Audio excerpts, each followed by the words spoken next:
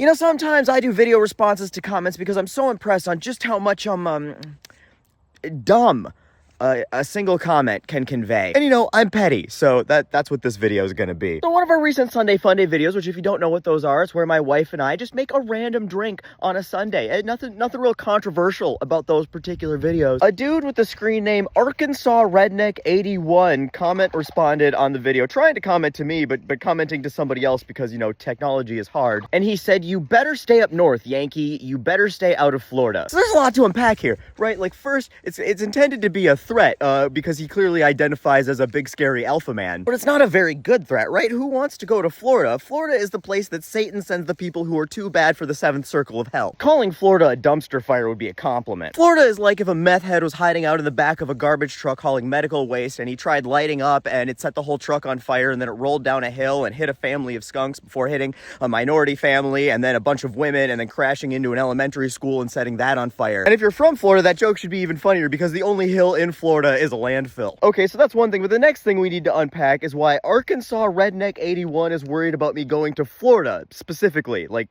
out of all of the South, just specifically Florida. I would have assumed from the screen name, and maybe that's my bad, making assumptions, but he would have been more concerned about me potentially going to Arkansas, since, you know, his screen name insinuates that he's from Arkansas, which I'm still not convinced is a real place. And then, you know, why this comment on this video? Because, like, all we did was make a drink. I didn't talk about going to Florida. I told people they should vote, but I didn't tell them who to vote for. Apparently, just the idea of voting is very triggering to Arkansas Redneck 81. Maybe that's why he was worried about me going to Florida, because they're trying to stop everybody from voting so they can become even more of a fascist dystopian hellscape, and he was afraid that I would go there and tell people to vote, maybe?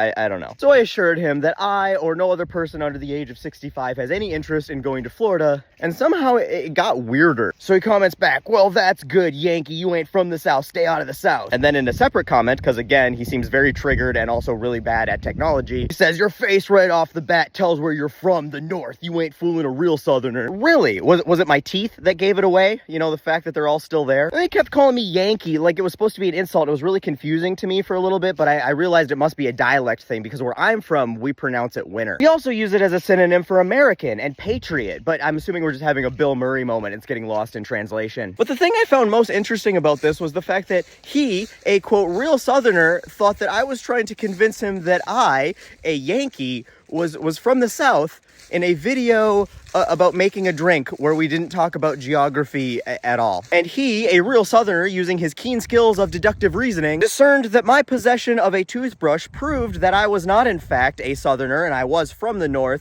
and I could not fool him, a real Southerner, that I was from a place that I never claimed to be from. And I almost got away with fooling you, you know, if it hadn't been for my face. Or my profile biography that has a Minnesota P.O. box and says Mordant, Minnesotan. Now, I don't expect you to know what Mordant means, but did you really drop out of school before 4th grade geography? Because, you know, Minnesota is a state in the north, the northernmost contiguous state. In fact, we even own a piece of Canada. You got to start singing some Johnny Horton to get any more north than Minnesota. But I almost got away with fooling him because his no shit Sherlock skills apparently missed that very subtle clue. And the giant light up Minnesota sign in the background of a lot of my videos. And the Land of Sky Blue Waters playlist, which is a playlist dedicated to the state of Minnesota. And in that playlist, he missed the scent of a video where I go on bragging about Minnesota's traitor eraser credentials. The whole video in there about Minnesota First Volunteer. It was the first volunteer regiment to join the Union Army in the Civil War, which would, you know, make us winners, or how did you pronounce that again?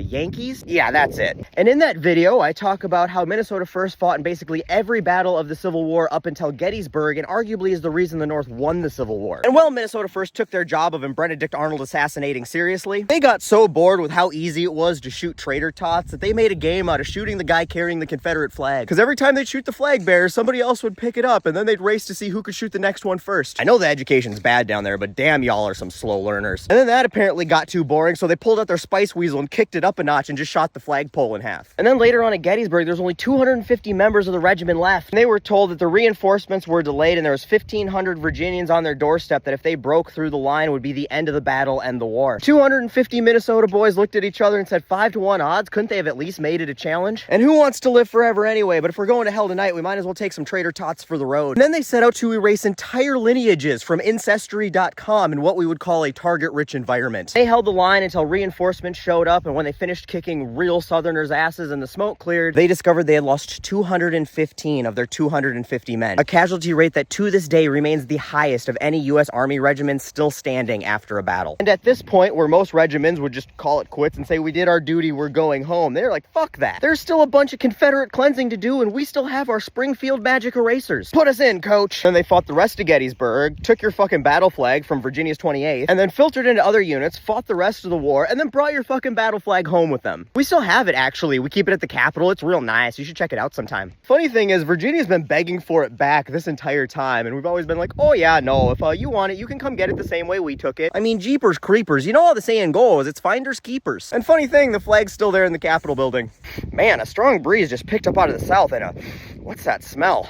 Kind of smells like a small, wet dog in heat. I wonder where that's coming from. Also taking all bets on what altitude we think that joke cleared our Florida, Arkansas friend's bald spot here. Anyway, Arkansas redneck, all of that's to say, I'm glad my face gave it away because I have no idea how you would have figured out that I was a winner. Sorry, Yankee. I was trying so hard to cover it up. Now that it's out, I wanted to share that story with you so you knew how proud I am of my winner. Sorry, American. Sorry, patriot. I don't know. That's Yankee heritage. Kind of like how you're so proud of how your family tree resembles Bristol Motor Speedway, which is impressive. You know, you can race around it for 500 miles and end up exactly where you started. And I also got no problem with you, bragging about being a real Southerner. And I'm not trying to take that away from you because I don't want to be associated with, that. So I truly apologize for giving you that impression at all, because that is not the vibe I was wanting to give off. However, I do have a little teensy-weensy problem with you calling yourself a redneck, because you're not. You see, the real rednecks, the miners at Blair Mountain, they fought oppression. They fought their capitalist overlords for more rights and more protections. And poser rednecks from Arkansas bootlick the oppressors. See, real rednecks fight oppressors, bootlickers bootlick oppressors. Subtle but important differences. See, yeah, I'm gonna need you to understand that, so if you could change your screen name to something more appropriate, that'd be great, okay?